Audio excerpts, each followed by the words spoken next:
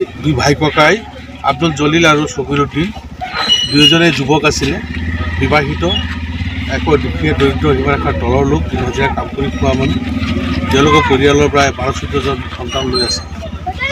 যোৱা ৰাতি মই ৰাজ্যৰ পৰা জনামতে তেওঁলোকৰ ঘৰৰ পৰা 200 মিটাৰ আঁতৰতে মাথাউৰি আছে আৰু এই মাথাউৰিৰ লগতেই কিছু খেতি আছে। খেতিত মহে উৎপাত কৰে বুলি তেওঁলোকে ওলাই যোৱা বুলি ক'লে আৰু ফৰেষ্ট বিভাগৰ পৰা কৈ আছে তেওঁলোক মাছ মাৰিবলৈ গৈছে। এইটো কোনটো সঁচা কোনটো মিছা তদন্তত ওলাই পৰিব। যিয়েই নহওক, যদি তেওঁলোকে ৰৌমাৰী বিলত মাছ মাৰিবলৈ গৈছে, তেওঁলোকক ধৰি কৰায়ত্ব কৰি জেল হাজতলৈ প্ৰেৰণ কৰিব লাগিছিলে। যদি দৌৰি গৈছে, ধৰিব নোৱাৰা অৱস্থা আছিলে, আঁঠুৰ তলত গুলি কৰি তেওঁলোকক প্ৰায় ধৰিব লাগিছিলে। এক প্ৰাণে মাৰা হত্যা কৰাৰ অধিকাৰটো ফৰেষ্টৰ নাই।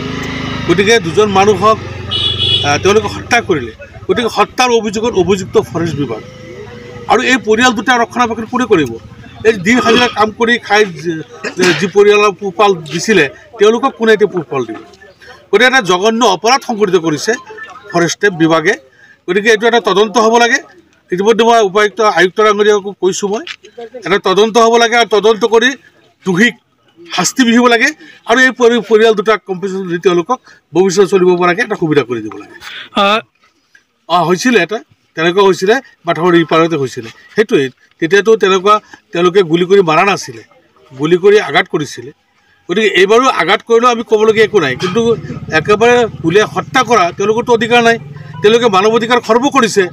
গতিকে মানৱ অধিকাৰ খৰ্ব কৰাৰ কাৰণে তেওঁলোক জবাবদিহি হ'ব লাগিব। তেওঁলোকে বিচাৰৰ কাঠগড়াত থিয় হ'ব লাগিব। তেওঁলোকৰ শাস্তিমূলক ব্যৱস্থা হ'ব লাগিব আৰু এই পৰিয়ালটোকো পোহপাল দিয়াৰ কাৰণে তেওঁলোকে চৰকাৰে চিন্তা কৰিব লাগিব। গতিকে আপোনালোকৰ চেনেলৰ জৰিয়তে মই অসমৰ মাননীয় মুখ্যমন্ত্ৰী মহোদয়ক মই অনুৰোধ জনাব বিচাৰিছোঁ যে দুটা পৰিয়ালৰ সুৰক্ষাৰ কাৰণে আৰু ফৰেষ্টে যেনেকৈ অন্যায়ভাৱে গুলীয়াই হত্যা কৰে তাৰ বিচাৰ কৰাৰ কাৰণে আমি আহ্বান জনাইছোঁ। এই ঘটনাটো লাভখোৱা অভয়াৰণ্যৰ ভিতৰত হৈছিল নে বাহিৰত?